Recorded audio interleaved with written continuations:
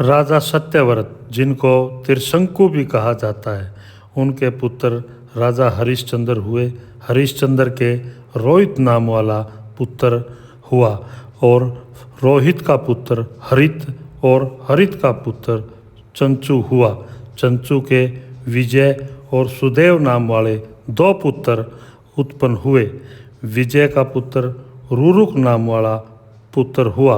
रुरुक का पुत्र वरक हुआ और वरक के बाहु नाम वाला पुत्र उत्पन्न हुआ।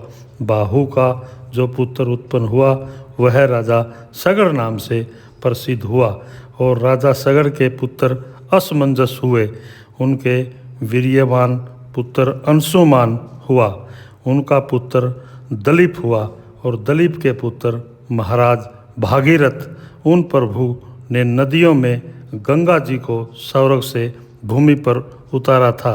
भागीरथ का पुत्र सुरुत नाम से प्रसिद्ध है। सुरुत का नाभाग नामक वाला पुत्र उत्पन्न हुआ।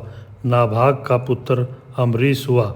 वह सिंधु द्वीप का पिता था। सिंधु द्वीप के अयुताजित नामक वीर्यवान पुत्र हुआ। अयुताजित के ऋतुपर्ण नामक वाला पुत्र उत्पन्न हुआ।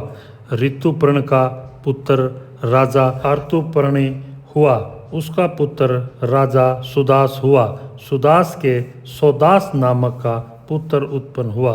सौदास के सर्वकर्मा नाम से प्रसिद्ध पुत्र उत्पन्न हुआ। सर्वकर्मा का पुत्र अनर्णय नाम से प्रसिद्ध हुआ। अनर्णय का पुत्र निघन हुआ और निघन के अनमित्र और रघु नामक 2 श्रेष्ठ पुत्र उत्पन्न हुए। अनमित्र के दुलिधु नाम वाला धर्मात्मा पुत्र उत्पन्न हुआ। दुलिधु के पुत्र दलीप हुए और दलीप के रघु नामक महाभाव पुत्र उत्पन्न हुए। ये रघु अयोध्या में महाबली सम्राट हुए हैं।